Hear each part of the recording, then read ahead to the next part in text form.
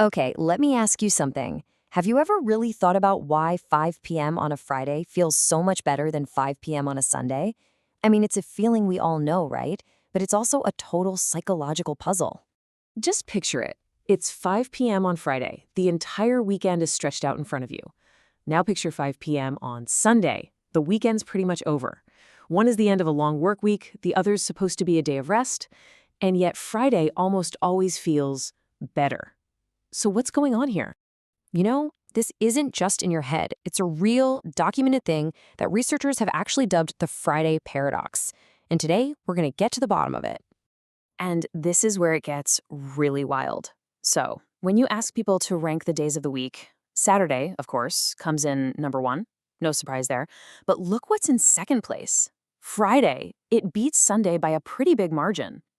Think about that. We actively prefer a work day over a day of leisure. Now that is a genuine psychological mystery.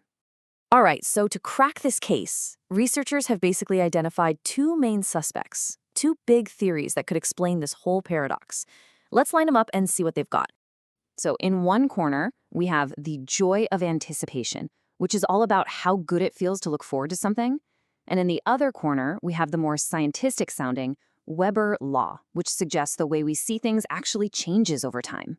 Let's investigate our first suspect. The joy of anticipation hypothesis is actually super simple and makes a lot of sense. It basically argues that Friday feels so amazing because it's just bursting with potential. The whole weekend is this big, wonderful promise waiting to happen. The expectation itself is what makes us happy. And get this idea is backed up by some pretty cool research. In one study, they asked students how much they'd pay for a kiss from their favorite celebrity. And crazily enough, they were willing to pay more to get that kiss a year from now instead of right away. Why? Because a whole year of looking forward to it, the daydreaming, the telling your friends, that was actually more valuable to them than the kiss itself. That's anticipation for you. Okay, now for our second suspect, which is a little more technical.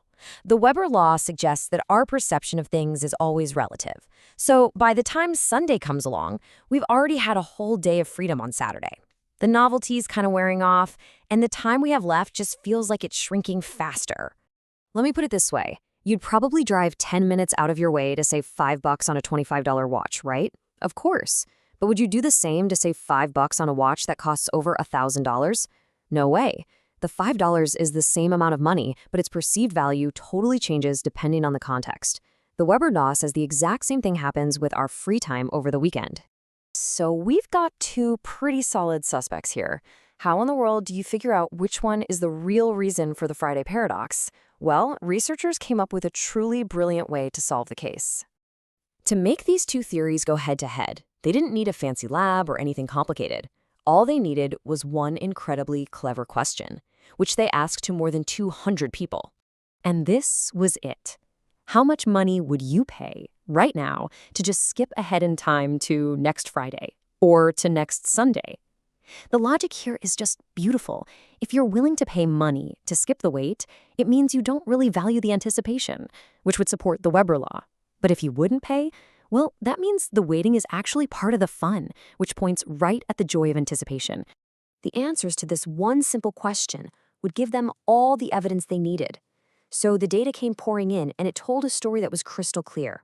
And here is the first, just massive piece of evidence. When they asked people if they'd pay to skip ahead to Friday, a whopping 86% of people said, nope, nothing.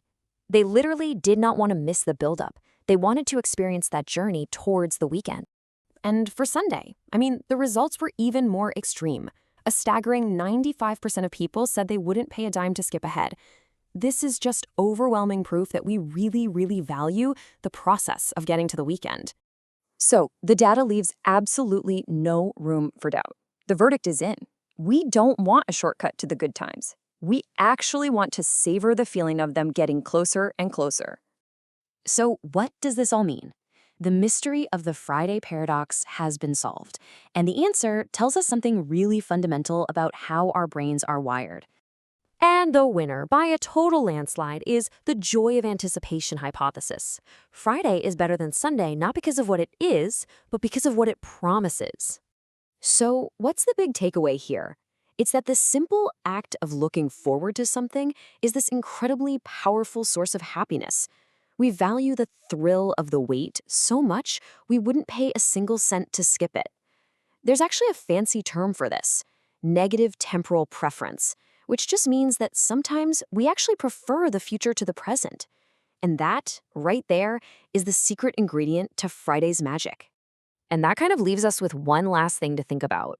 Whether it's planning a vacation, counting down to a holiday, or just looking forward to the weekend, how much of our happiness comes not from the event itself, but from the hopeful, exciting act of looking forward to it?